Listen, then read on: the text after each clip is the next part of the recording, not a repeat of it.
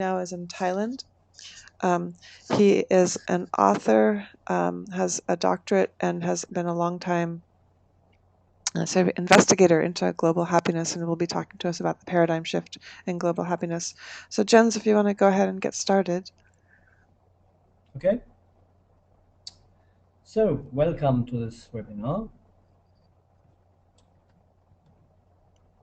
What is the ultimate goal of human life? Is it happiness? Well, this question may be a no-brainer for most of you who are not victims of specific religious beliefs that preach suffering and sacrifice as the road to the only happiness they recognize, namely that of the afterlife, or the rewards we can claim in heaven. But either way, is it really that simple? No, it's not. The answer depends on what we mean by happiness. If we understand happiness as just having a materially good and pleasurable life with a satisfying relationship and without pain and suffering, without challenges and without failures, then the answer is no. That is not the ultimate goal of human life. And the reason is that this is not enough to make us, as human beings, truly happy, whether we realize it or not. External circumstances alone do not provide true happiness. True happiness comes from within. And why is that? My short answer is that we are not just physical beings, a few of whom are trying to evolve through spiritual experience. We're all deep at heart eternal spiritual beings, or souls, who are having a temporary physical experience on this planet, whether we are aware of it or not. Therefore, just having a good time, being in a satisfying relationship, or being successful and rich doesn't do it. Nor does just living in peace and with enough of what we need. Jens, I'm sorry to stop you, but apparently none of us can see the whole deck of the presentation. So, Sorry, I didn't hear you. Oh, apparently none of us can see the full deck of the presentation, so it's not just me. So for some reason your screen has been stopped. So do you have your full deck up? Yes. Okay. I have it All right. covering the whole screen. So for some reason there's a technical difficulty in GoToMeeting. So I'm wondering, if what we might have to do is if you could send me the full deck, I'll put it up on my screen, change presenters, and then we'll go from. You'll just have to change slides. So can you go ahead and send me your deck? I'm really sorry to have to do this to you. How do I do that? Just go on email. Just open another window and go on email and send it to me on your email list through email. Okay, I'll see if I can do that. Apologies to all. Sometimes we have technical difficulties and just have to work through this. So while we're waiting, I want to announce our next webinars. The next one is in February 14th, and it will be Mario Chamorro of the Happy Post Project. And Mario has been going all over the world, asking people what makes them happy, and then he does presentations. He asks people what makes them happy. They put it down on a post-it note, and he does his artistic presentations. So it's pretty exciting what he's doing. And then in April, so he's doing that for the International Happiness Day, which the UN, for Valentine's Day. And he's going to be working with us on International Happiness Day to do an event in Seattle. But I just wanted to let you know about in April 20th, which will be our next webinar in March. I'm getting flustered a little bit here. And March 20th is International Happiness Day. And then on that day, John DeGraff, who started the Happiness Initiative, and I will be talking about, we'll be doing a webinar talking about the Happiness Initiative and the work that we've been doing spreading the subjective well-being indicator all over the world. So we have a subjective indicator of well-being that anybody can take and anybody can use at any level. And you can go to our website, happycounts.org, and take that survey and see what is your own personal assessment of your well-being. and this project, the Happiness Initiative, is based in collaboration. John DeGraff is the author of a book called What's the Economy For Anyway, as well as Affluenza, and a producer of about 20 documentaries. And right now is actually headed to Bhutan, where they're bringing together about 20 experts to help them develop a white paper essentially on this global happiness and well-being movement. So Jens, have you sent the presentation yet? Yes, I'm just doing it. Okay. I'm not really used to this. Yeah, apologies for this, Jens, and apologies to all who have joined for the technical difficulties. So I'm going to just explain a little bit more about what's happening in Bhutan, about this, which is Bhutan is their work at the United Nations. That conference is the origins of these talks, but a little bit more about what John is doing in Bhutan, where this white paper that they are developing, and right tomorrow they'll start developing it, will be, they're calling it a foundation document for all of us to sort of help us and aid us towards this global happiness and well-being movement. So when that is issued, and we can expect that it'll take some time, we'll certainly give a presentation about that, about that webinar, do a webinar about that, and let people know about that. So a little bit more about the work that I'm doing with John DeGraff. I want to talk about that. It's happening in April. In April, we are doing a project called Sustainable Happiness Week that starts April 13th, which we're calling the Pursuit of Happiness Day. And actually, we're working with GNH USA, where they actually had the governor declare April 13th Pursuit of Happiness Day, and ends on Earth Day. And on our website, happycounts/celebrate, we have tools and resources, including a draft proclamation for this Pursuit of Happiness Day and Sustainable Happiness Week. So, Jens, were you able to send me the presentation on email? Yeah.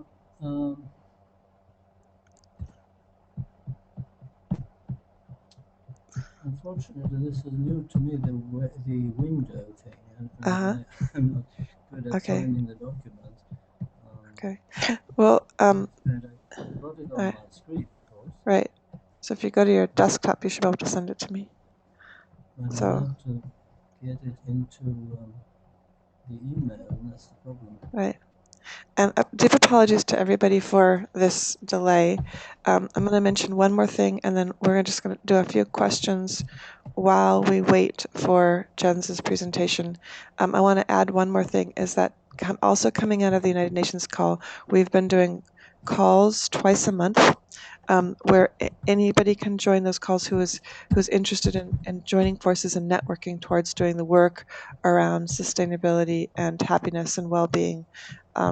So those are open calls. We work off of Basecamp and then this technology GoToMeeting, which obviously sometimes doesn't work.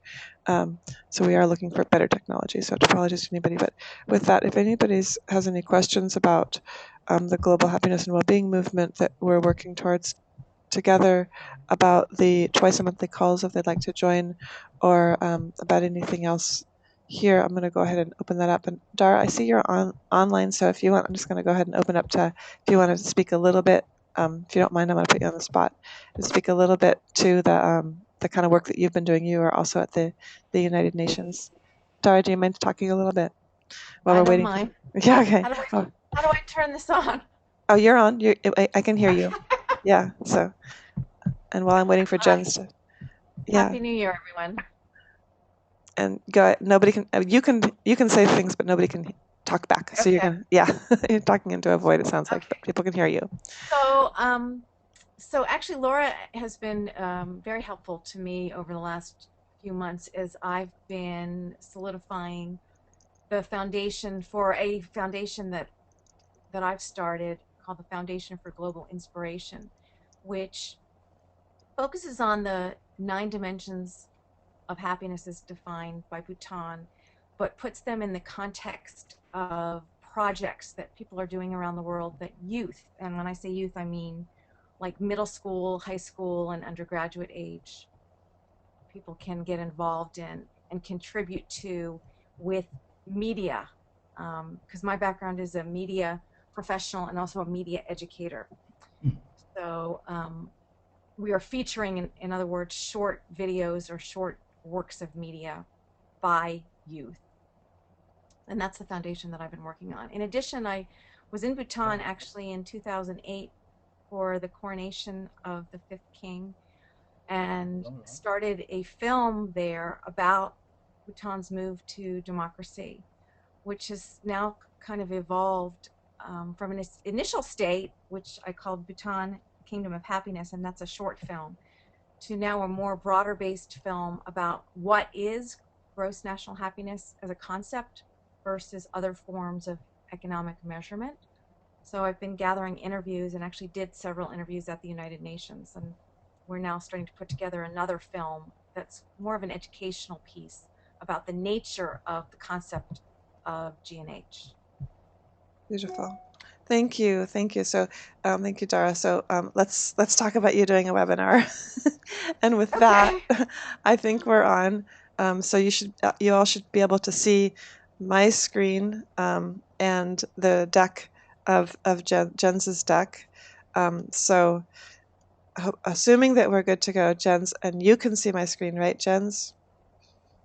Yes. Okay, so you're just going to have to say next screen, and and apologies to everybody for this, but if you want to go ahead and pick up where you were, Jens, let me know where you want to start on the deck, and then let's go. Okay. We don't go back to the beginning, do we?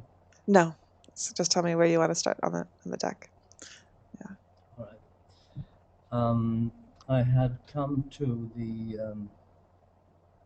fourth slide, which reads, Okay. external circumstances alone do not provide true happiness. True happiness comes from within. And why is that? My short answer is that we're not just physical beings. So I said that, didn't I? A few of whom are trying to evolve through a spiritual experience. We're all deep at heart eternal spiritual beings, or souls, who are having a temporary physical experience on this planet, whether we're aware of it or not. I thought that was worth repeating. So let's go to the fifth slide. Okay. So what does it take then to be truly happy? We won't find the answer by looking outside of us, by looking for external circumstances. We must look inside. And inside we're all different. Each and every one of us is unique and irreplaceable, which means that what makes one person happy will not necessarily serve to make another person happy. And many people don't discover what truly makes them happy until late in life, if ever. Consider so-called burnout, for example. It's a common experience in our modern Western societies. Supposedly, it happens because we are overworked, simply because we work too much, suffer from information overload, and just need a holiday. But no, burnout is not due to overworking alone. It's due to working without an inner, true sense of purpose. And this is where we hit the jackpot in our quest for true happiness. Next slide, please. To be truly happy, we must feel in tune with our spiritual purpose in life, with the reason we were born. I know science with a capital S, which is in fact a kind of new religion of our time, tells us that we are just a bundle of material atoms randomly assembled over billions of years from the forces of the so-called Big Bang, and that there's nothing more to us than that, no purpose or meaning of any kind. No wonder we suffer burnout if we believe in that preposterous horror story. As far as I'm concerned, anyone who really believes in such an unscripted universe might just as well believe that Shakespeare's collected works were created by an explosion in a printer's shop. It's just as likely. And next slide, please. So, do you believe that Shakespeare's works could have been typeset by an explosion in a printer's shop? No? Then nor can you believe that our incredibly intelligent world was created randomly out of the so-called Big Bang. The life purpose is so important, in fact, that someone who finds it and lives it can feel totally happy and fulfilled under the most horrendous outer circumstances. An example that comes to mind is someone who, during a war or in a concentration camp, develops a talent for helping his or her fellow humans in need, and, more than save their physical lives, gives them comfort and spiritual support. They may not be very common, but we all have heard of them, the saints, whether canonized or not, who have sacrificed themselves, their comfort, and their lives to help others in need. It has usually been linked to faith and given a specific religious color, but it's really a matter of one spiritually more evolved human being helping and supporting the spiritual evolution of other human beings. And that's the key. Spiritual evolution. That's why we are all here. Just don't get scared and put off by these lofty sounding words, spiritual evolution. To participate and contribute, we need sacrifice neither life nor happiness, quite the contrary. Next slide, please. Millions of everyday spiritual heroes, unknown and unsung, are sustaining the spiritual nature and structure of human society. And they're all happy, for no particular reason, as it were, because they have reached a higher level of consciousness of what really matters than most human beings have, and they understand why we are here. The more of us who reach this state of consciousness, the better off humanity will be as a species, and the happier we will all be. Spiritual work can take very tangible and down-to-earth forms. We must remember that everything in our physical universe has an invisible aspect also. Behind the outer physical aspect, there is an inner spiritual aspect to everything. And it's important to remember that it's always the inner invisible aspect that is the primary and most important one. The outer physical manifestation is always derived from and created by the inner spiritual aspect. So the outer visible aspect that materialists think of as the only real one is in fact just a reflection of the inner invisible aspect that always comes first.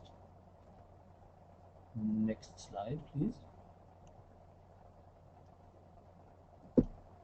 It's crucial to understand that we all tend to be continuously led astray by superficial and erroneous messages from our environment and from mass media. A personal awareness experience of mine comes to mind and may serve as an example. Next slide. When I grew up, it was considered that children should be seen but not heard, and do and think as they were told. They were not supposed to have a mind of their own. Nobody ever asked them for their opinion or what they thought. I suppose we could say that the way children were perceived and should be treated was part of the reigning paradigm of the time. Incidentally, due to that experience of mine, I treated my own children very differently. I always asked for their opinions and feelings, for instance regarding food, and tried to develop their decision-making abilities, respecting their individuality. Interestingly, this did not always turn out to be appreciated by them. I suppose there is a time for developing one's own opinions and judgment, and maybe children need to reach a certain degree of maturity before one should ask them to make decisions for themselves. Looking back, I now realize that the time for assuming the responsibility for one's own decisions comes at different ages for different individuals. Some children develop this ability very early, while others lag behind. Also, it's only reasonable that this to some extent should depend on whether the parents encourage it or not. The specific experience I want to share with you concerns my own attitude to pancakes, supposed to be a favorite food for children and grown-ups alike. The parental buzz around pancakes, "Wow, we're having pancakes today," made me at first play along, accepting that it must be a great treat since they said so. while deep within I wasn't really convinced. Next slide.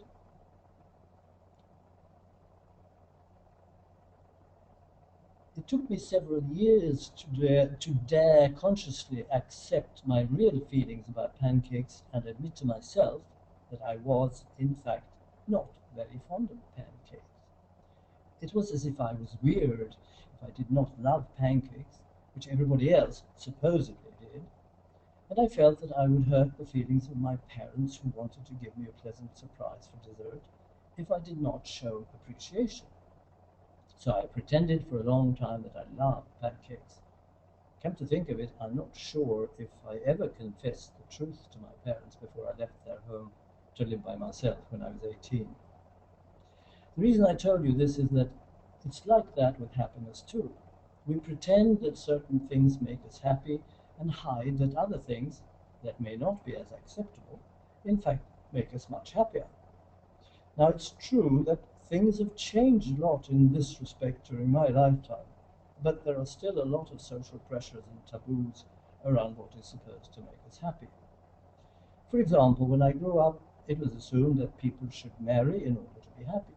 One felt very sorry for unmarried people, especially old spinsters who often lived in pairs, whether they were sisters or not. At the time, it was unknown to the vast majority of people that a very considerable percentage of the population, both men and women, are in fact homosexual or bisexual from birth as a natural constant of creation, regardless of cultural, religious, ethnic, social, or historical conditions, and that there's nothing any of them can do to change that. In other words, they were created that way by God.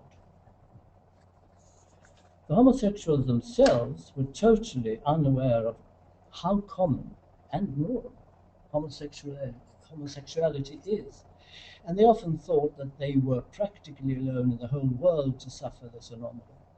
In those days, not at all long ago, this subject was taboo for most people.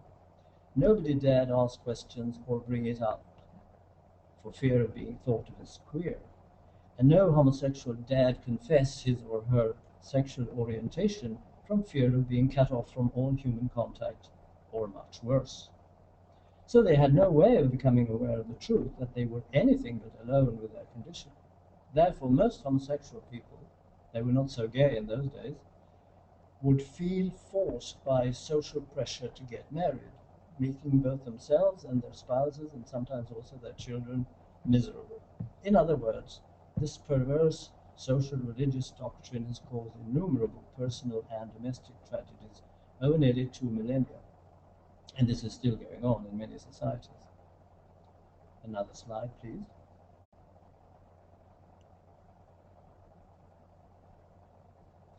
This is just one rather dramatic example, but there were and still are many other social and religious conventions as to what people should be or do to be happy, and what they were not allowed to be or do, and it takes a high degree of self-esteem and independence and a lot of courage to dare depart from such norms, to break through the limits of the reigning paradigm.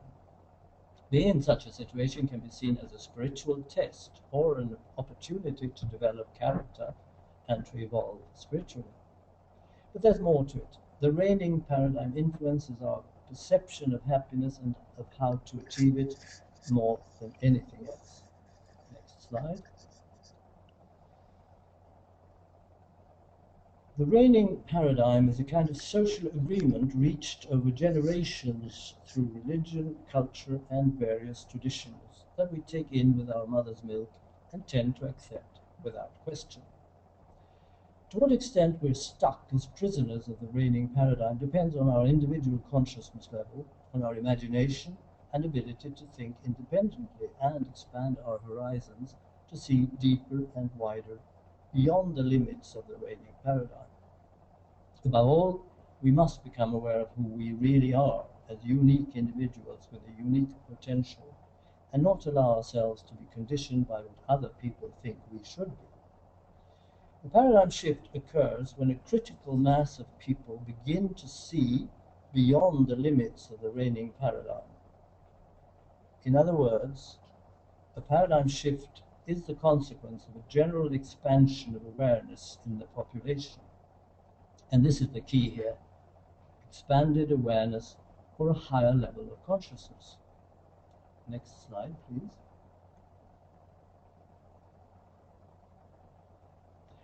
Our key to true happiness is expanded awareness, leading to a higher level of consciousness.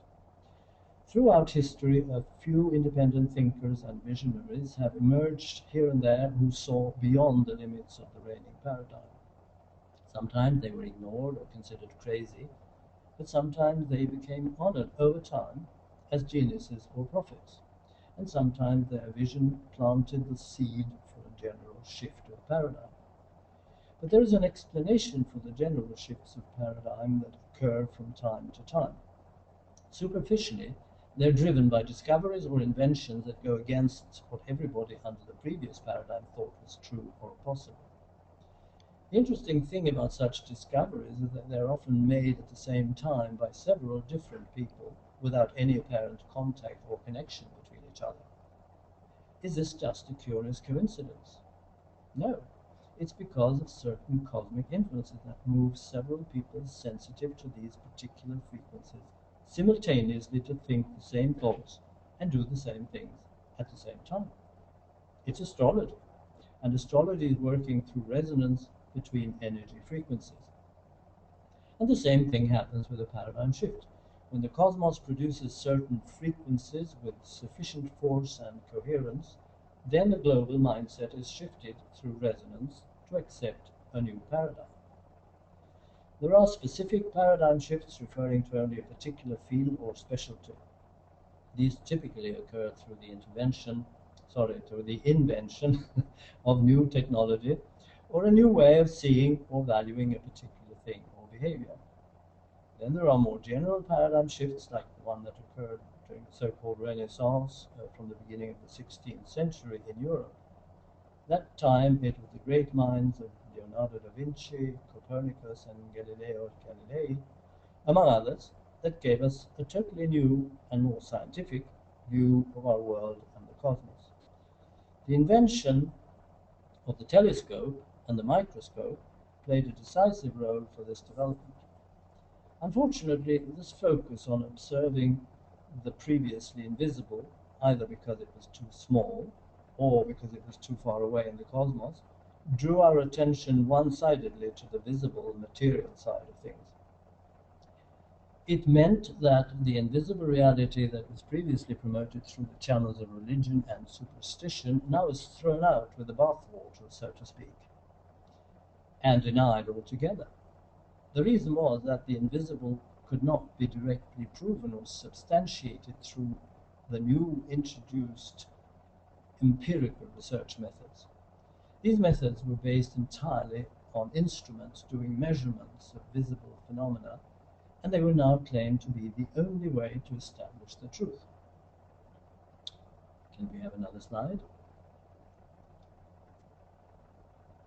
A major paradigm shift occurs when a critical mass of people are affected by certain cosmic energy frequencies through resonance. The kind of general and profound paradigm shift we are now in the middle of only occurs once every 2,000 years or so. Yes, I am referring to the cosmic ages, based on the so-called precession of the equinoxes, an astronomical phenomenon that for around 2,000 years concentrates the specific frequencies of one of the astrological signs, producing a low-key but pervasive background influence over everything and everybody on our planet. Next slide, please.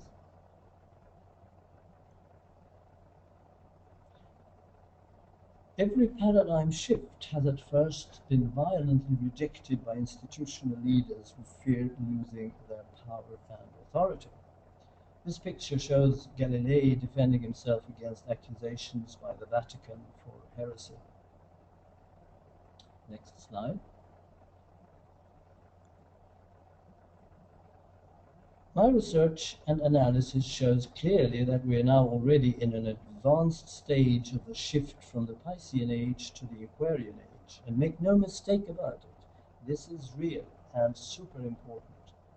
It began in the 18th century with the US Declaration of Independence and the French Revolution as the first major expressions of radical social change.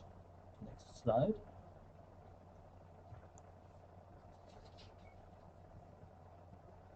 Simultaneously with the social revolutions, the paradigm shift began expressing itself through new technological inventions leading to mass production. This development eventually became focused around electricity and more recently around electronics and wireless communications, but also around fast physical transport, beginning with steamships and steam-driven trains, which was a transitional technology, and most recently with rocket-based spacecraft and with UFO technology next in line. The great paradigm shift in progress right now drastically expands human consciousness, expanding our horizons in every respect, physically, mentally, and emotionally. This deeply affects the criteria and opportunities for happiness. The incoming Aquarian Paradigm shines a new light on what true happiness means at our present stage of evolution. Next slide.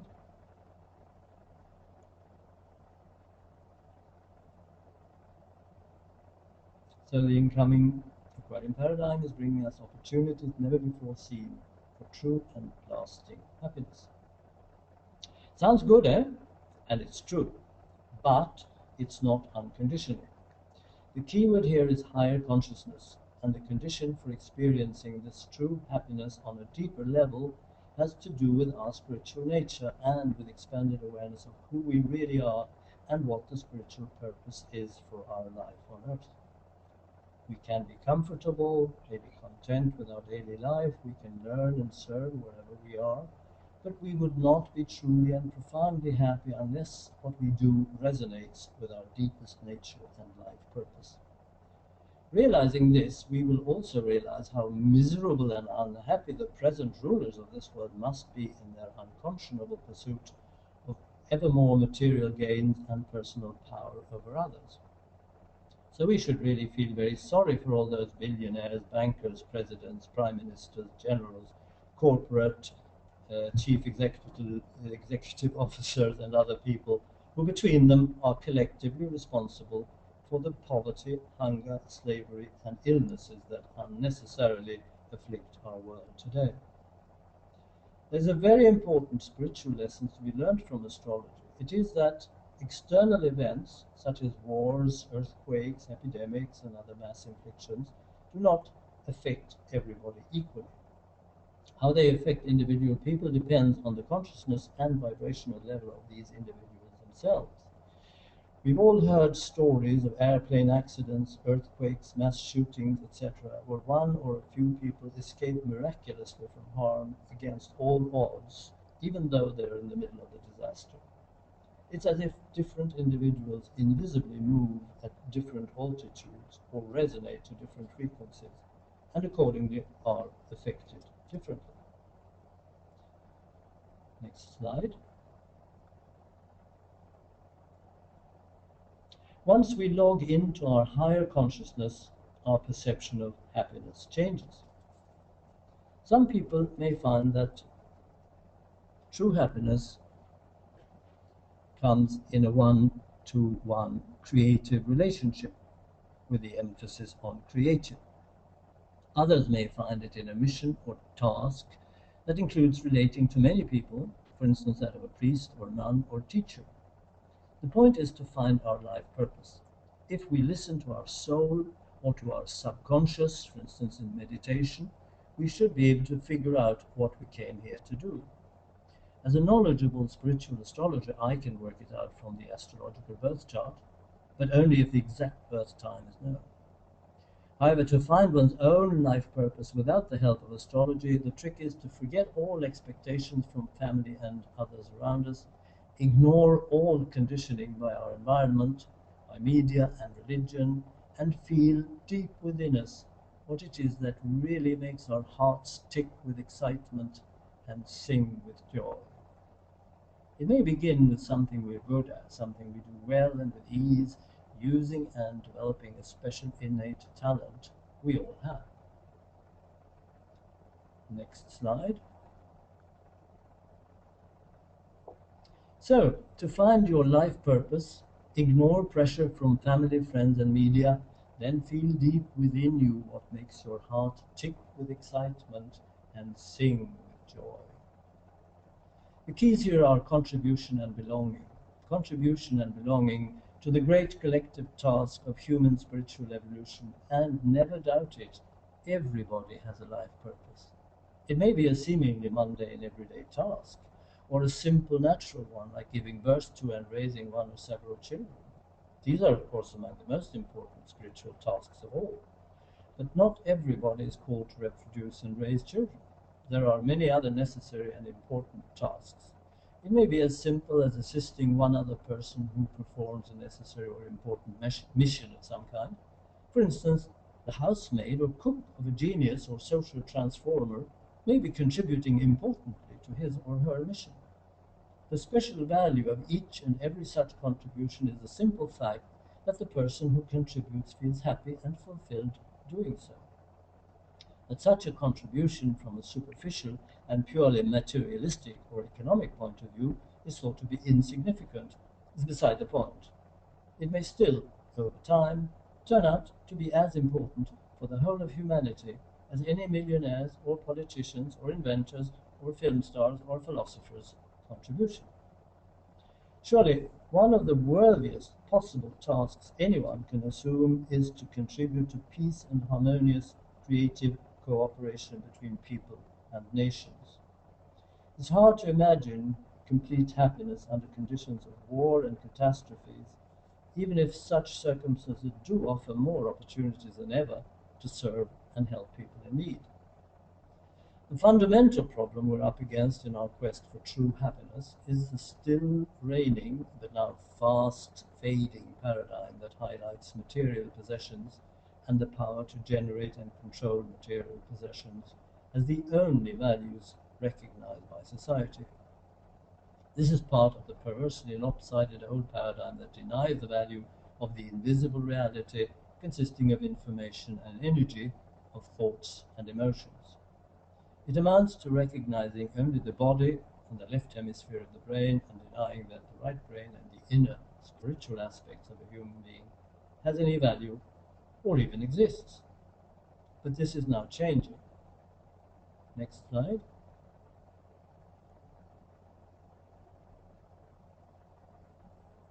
The information age has shifted value and power from hardware and commodities to software and knowledge or know-how. Next slide.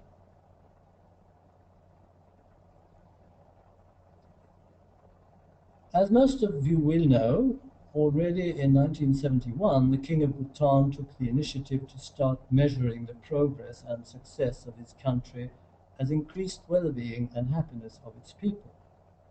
He coined the term gross national happiness and wanted it to replace the gross domestic product, which has been the norm for measuring progress in modern Western society. This initiative is a clear expression of the spirit of the emerging Aquarian paradigm that will condition human life on Earth for the next 2,000 years or so. Next slide.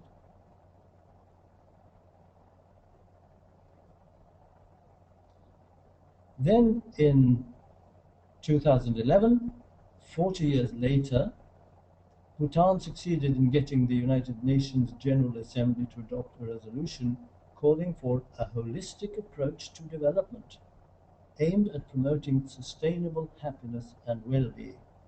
And last year, in April, a high-level meeting on happiness was convened as part of the 66th session of the United Nations General Assembly in New York. Making happiness the goal of both politics and economics globally as part of a holistic approach to development is truly a major paradigm shift in the best Aquarian spirit. However, at this point we may recall that the US Declaration of Independence was the very first expression of this new Aquarian paradigm, and that it included the famous phrase that all men are created equal that they are endowed by their Creator with certain unalienable rights, that among these are life, liberty, and the pursuit of happiness.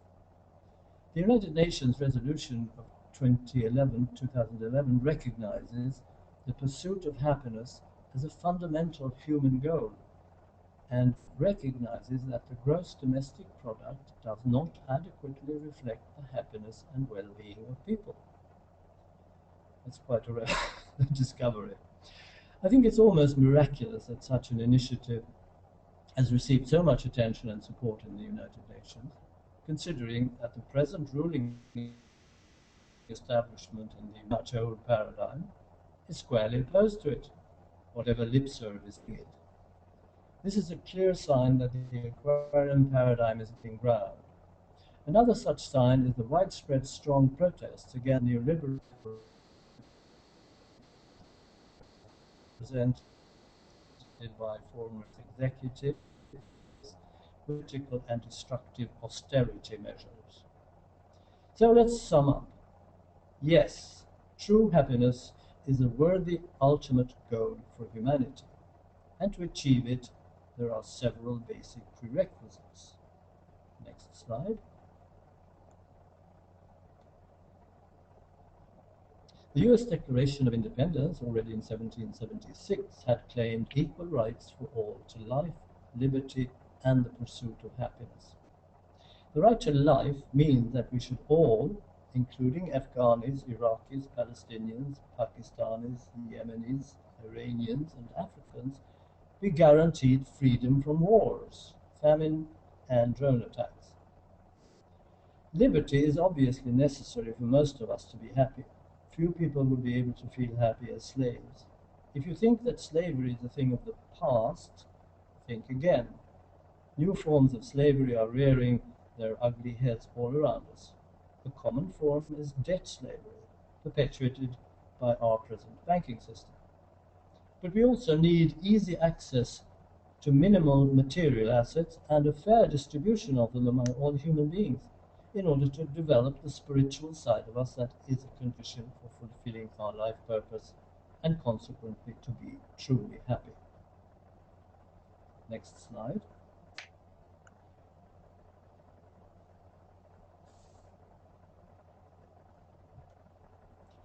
The holistic viewpoint is an outstanding feature of the Aquarian paradigm.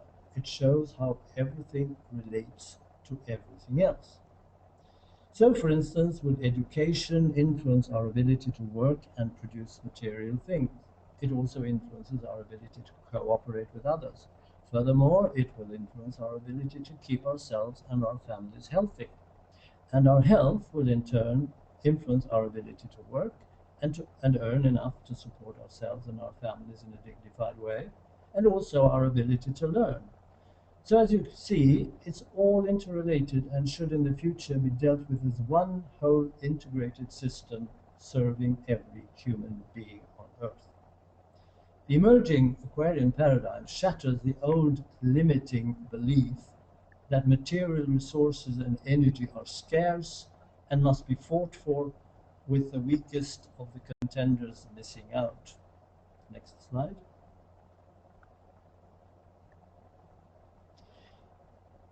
With Aquarian consciousness and technologies, there is no scarcity of any kind.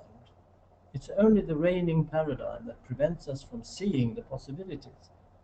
There's enough for everybody to live in abundance if we just take good care of our resources and develop and share them equitably. And the fear of overpopulation is also unfounded. This is a problem that will disappear by itself with appropriate education, heightened spiritual awareness, and intelligent use of existing assets. Next slide.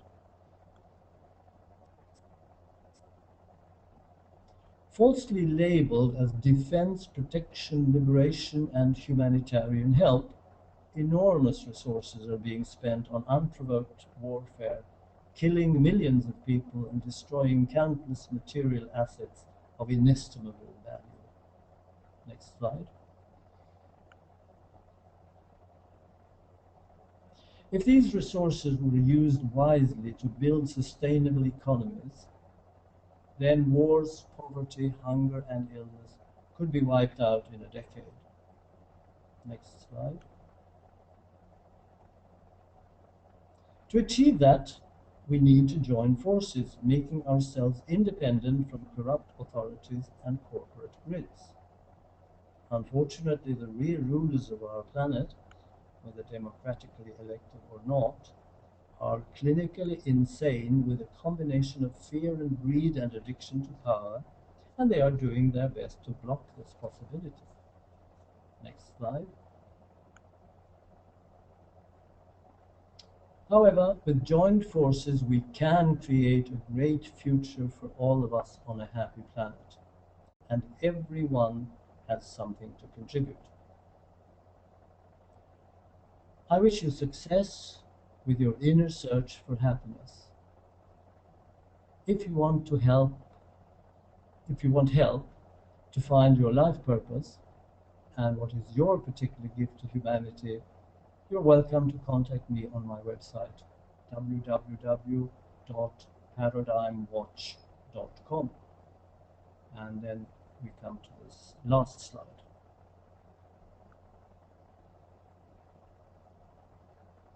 Thank you for your attention. And I believe now we have maybe a few minutes for questions or comments. So I hand over to Laura.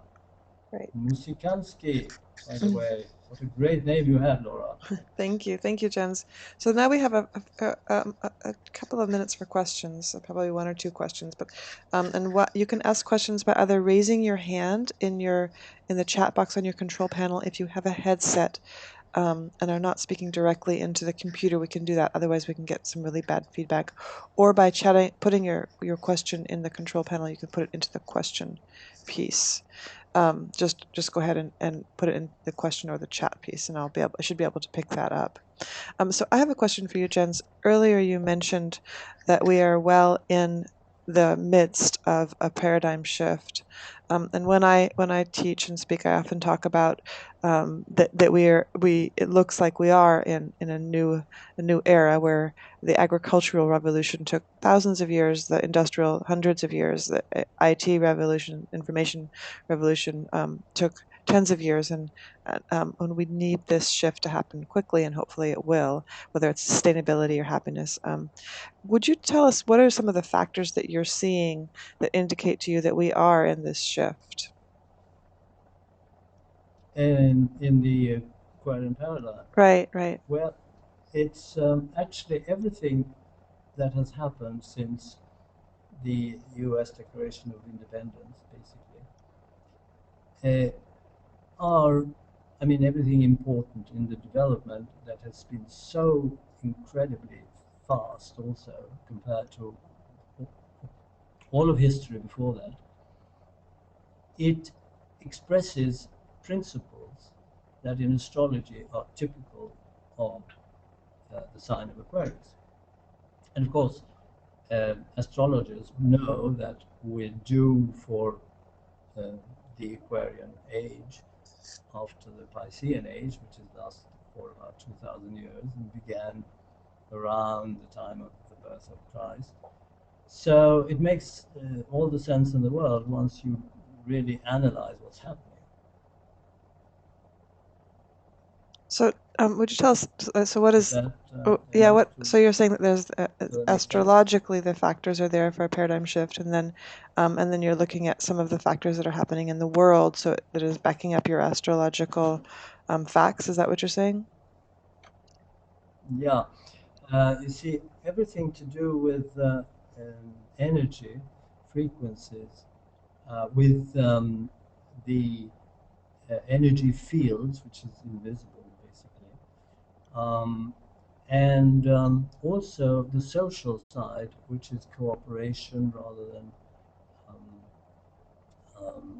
competition, which is teamwork, which is networking, which is horizontal decision making rather than the vertical military system. All these are typical expressions of the sign of Aquarius. And so, to me, it's totally convincing, overwhelmingly so, in fact, that this is what's happening. but we're only in the beginning of it.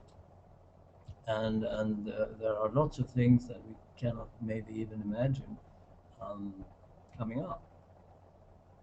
Okay, thank you. So we have one question from Catherine Douglas. She asks, is there a way to learn more? If there's a way to learn more about what? About what you, Happiness? yeah, and about what, about, or the Aquarian Paradigm. I think the Aquarian Paradigm.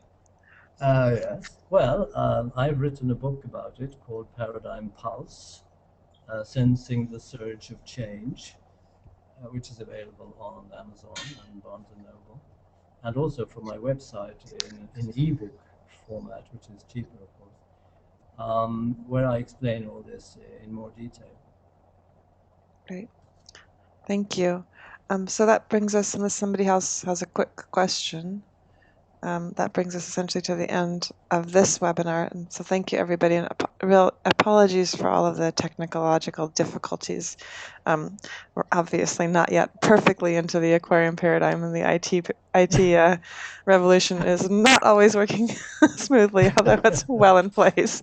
So thank you very much, Jens. We will be putting, with Jen's permission, if we have that, we'll be putting this deck up on Basecamp, as well as a recording of this presentation.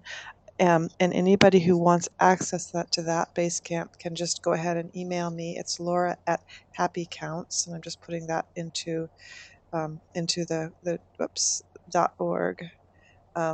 It's not a slash there, just Laura at happycounts.org. And it can get you access to Basecamp. When you have access to Basecamp, you'll also have access to those twice a month calls and announces for those twice a month calls.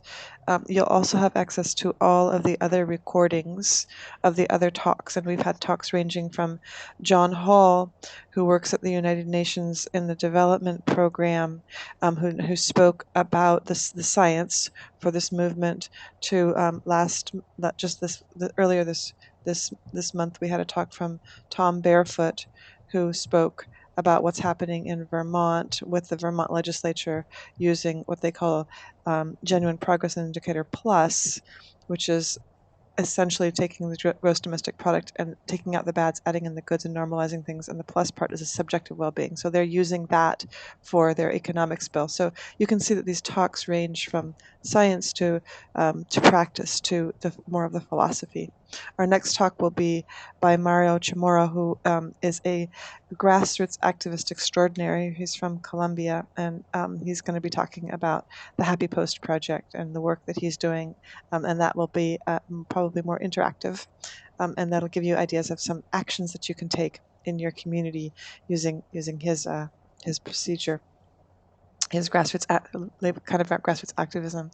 So thank you again to everybody for joining, and I'm going to unmute everybody so that we can say goodbye and have a wonderful day. So I'll be slowly unmuting everybody so you can say goodbye, and it could get very, very noisy. So thank you and have a wonderful day. Goodbye. Thank you very much, Laura. Thank you. Thank you, Laura. Thank you. Bye. Thanks for listening. Bye. Bye. Thank you. Slowly unmuting you guys. And all right. A wonderful day to everybody. Bye. Thank you. Thank you. Thank you, Jens. Thank you, Laura.